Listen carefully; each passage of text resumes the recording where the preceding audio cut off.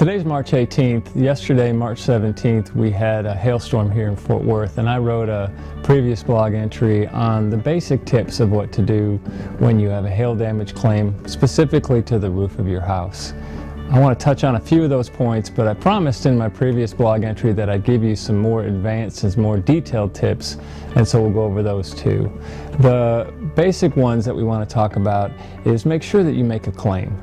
Make an insurance claim, make it in writing, and make it as quickly as possible.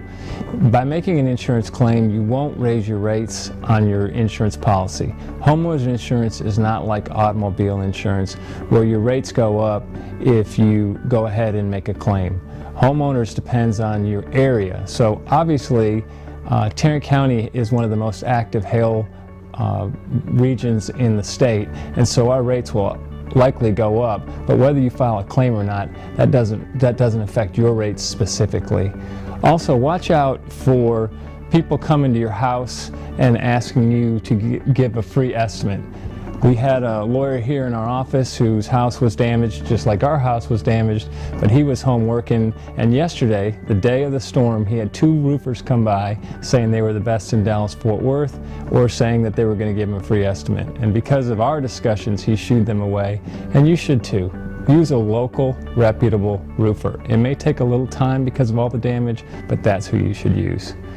Also remember that roofers can't negotiate with insurance companies. So if they try and negotiate or say they can negotiate for an insurance company, watch out. They're doing something that is against the law. Now that we've had this storm and we've had the hail damage, many of you have damaged roofs, but you don't realize that your roof is leaking because we haven't had a storm yet with water. So when the rain comes down and causes leaks in your house, you may start to notice in your ceilings you're going to get some brown spots, or you may hear something when the storm's happening, some unusual noises and dripping. Keep in mind that where the brown spot is on the ceiling or where you hear the dripping may not be the location of the actual leak. Sometimes the rain will come in at one location and travel through the roof and through the boards and end up coming down in some other location. But you're entitled to get recovery for that interior damage, and you want to stop it as soon as you can. Also remember that your deductible is typically 1% of your insurance policy. And in some cases, agents have overinsured or underinsured your house. So you may have a house that's worth $250,000, but they may have insured it for $500,000, making your deductible 1% or $5,000. That's too high. Use this opportunity to go back and look at your insurance policy and make sure that the value on the policy is accurate. There's also something called ACV, or actual cash value, and RCV, replacement cost value. What that means is, first of all, replacement cost value is a better policy. So what that means is you get to replace your entire roof at what it would cost to replace now.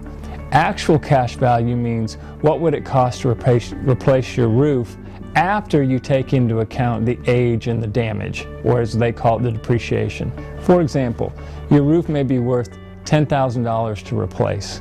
In replacement cost value, they would replace it and pay you the full $10,000. On the actual cash value, the roof may be worth $10,000 of cost to replace, but it's depreciated $3,000 due to age or deterioration. All you get is the $7,000 in that case. So look at your policy, see if you have RCV or ACV.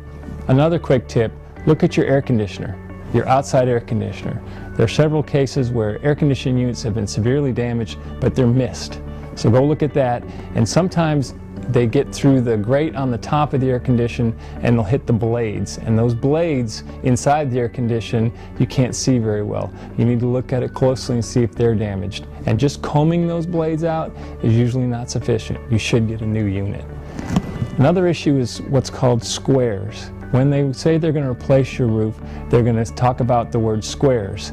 1 square is equal to 100 square feet. That's the unit of measure. So if you have a roof that has 2,000 square feet, you have 20 squares. That's just a rough rule of thumb. And how much should it cost to replace your roof? It should cost between $400 and $700 per square. There's a lot of variables in there, and it can be a lot more if it's a fancy roof, but that's kind of the general range. So if you have 20 squares, then your roof should cost between $8,000 and $14,000 to get repaired. That's a general rule of thumb. There are a lot of variables, but that just gives you an idea. You will get an estimate from your insurance company, and it'll list the squares. And look at it and see how many there are. 23.6 squares, 30 squares, and then do that calculation and see how the insurance company comes out. Usually they come in a little bit low. Finally, look at the warranty. When you get your new roof, you need to have a 30-year warranty on your shingles.